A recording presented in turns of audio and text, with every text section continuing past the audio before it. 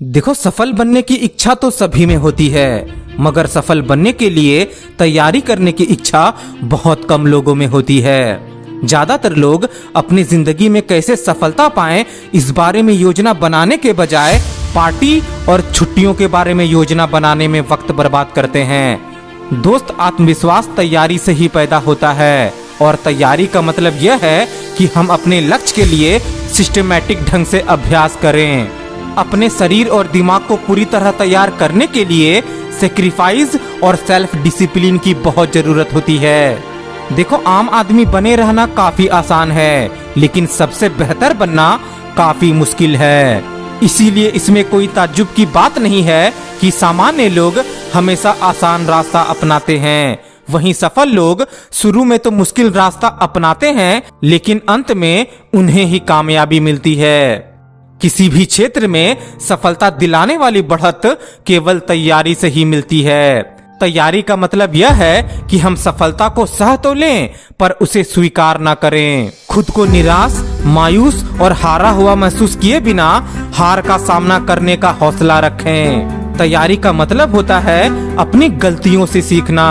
देखो, गलती करना कोई बुरी बात नहीं है, हम सभी गलती करते हैं, लेकिन गलती को दोहराने वाला आदमी मूर्ख होता है।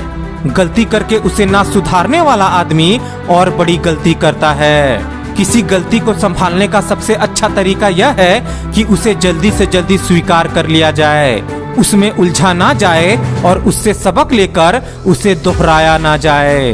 तैयारी ना होने से ही हमें दबाव महसूस होता है। किसी लक्ष्य के प्रति पूर्णतः तैयारी ना होना ही टेंशन, डिप्रेशन और एंजाइटी का कारण बनता है। देखो, तैयारी, अभ्यास और कड़ी मेहनत का कोई विकल्प नहीं होता। केवल मन की इच्छाएं होने से कोई नतीजा नहीं निकलता। हमें जिंदगी की कंपटीशन में बढ़त केवल बेहतर तैयारी ही दिला सकती है। इसीलिए हर दिन अपने आप से ये सवाल पूछो कि क्या मेरे पास एक साफ मकसद है? क्या मेरे पास इस मकसद को पाने के लिए कोई योजना है? क्या हम तैयारी के लिए कोशिश कर रहे हैं? क्या हम सफलता हासिल होने से पहले के दबावों को झेल सकते हैं? क्या हम बेहतर होने के लिए लगातार अभ्यास कर रहे हैं? देखो, जीतने वाले बारीकी से जांच परख तो करते हैं, मगर बहाने नहीं बनाते। बहाने बनाना हारने वालों की आदत होती है। हारने वालों के पास अपनी नाकामयाबी की वजह बताने के लिए एक लंबी लिस्ट होती है, जैसे मैं बदनसीब था, मेरी तो किस्मत ही खराब थी, मेरे पास इस काम को करने के लिए ज्यादा वक्त नहीं है। इसी तरह के बहानों की लिस्ट लगातार बढ़ती जाती है। किसी आदमी का सफल होना इन दो बातों पर निर्भर करता है, पहला वजह और दूसरा नतीजे। वजह पर तो कोई ध्यान नहीं देता, लेकिन नतीजे मायने रखते हैं। इसे हम एक उदाहरण से और बेहतर तरीके से समझ सकते हैं। बंदर पकड़ने वाले लोग एक बक्से का इस्तेमाल करते हैं, जिसमें ऊपर की ओर एक छेद होता है। बंदर उसमें अपना हाथ बड़ी आसानी से बक्से में डाल सकता है और बक्से के अंदर मूंगफलियां भरी होती है। बंदर मूंगफलियां लेने के लिए बक्से में हाथ डालते हैं। मूंगफलियां लेते समय उसकी मुट्ठी बंध जाती है। उसके बाद बंदर अपना हाथ बक्से से बाहर निकालना चाहता है, लेकिन जिस छेद के रास्ते वह खुला हुआ हाथ डालता है वह इतना बड़ा नहीं होता कि उसमें से उसकी मुट्ठी बाहर निकल सके।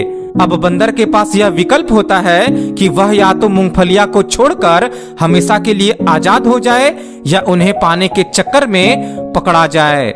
और अंत में यही होता भी है।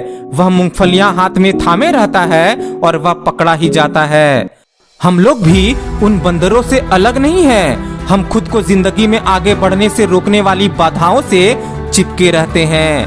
हम खुद को यह कहकर सही ठहराने की कोशिश करते हैं कि मैं यह काम नहीं कर सकता क्योंकि मेरे पास तो समय नहीं है, अरे मेरा तो किस्मत ही खराब है। और हमें यही बहाने जिंदगी में आगे बढ़ने से रोकती है। देखो, सफलता पाना केक बनाने की तरह है। अगर हमारे पास सही नुस्खा ना हो तो हमें कामयाबी नहीं मिलेगी।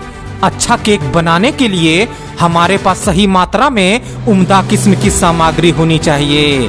हमको उसे ना तो ज्यादा आंच देनी होगी, ना ही कम आंच देनी होगी। अगर हमारे पास सही नुस्खा हो तो अभ्यास और कभी कभार होने वाली गलतियों से मिलने वाली सीख की मदद से हमारा काम आसान हो जाता है।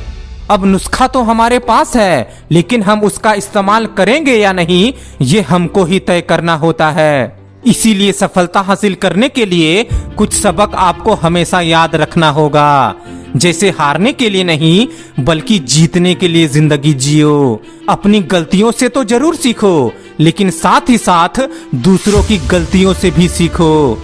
हमेशा ऊंचे चरित्र वाले लोगों से संबंध रखो और हमेशा दूर की सोचो। अपने मजबूत पहलुओं को जानो और उनकी बुनियाद पर अपने विकास करो, और अपनी सच्चाई और मेहनत के साथ कभी समझौता मत करो।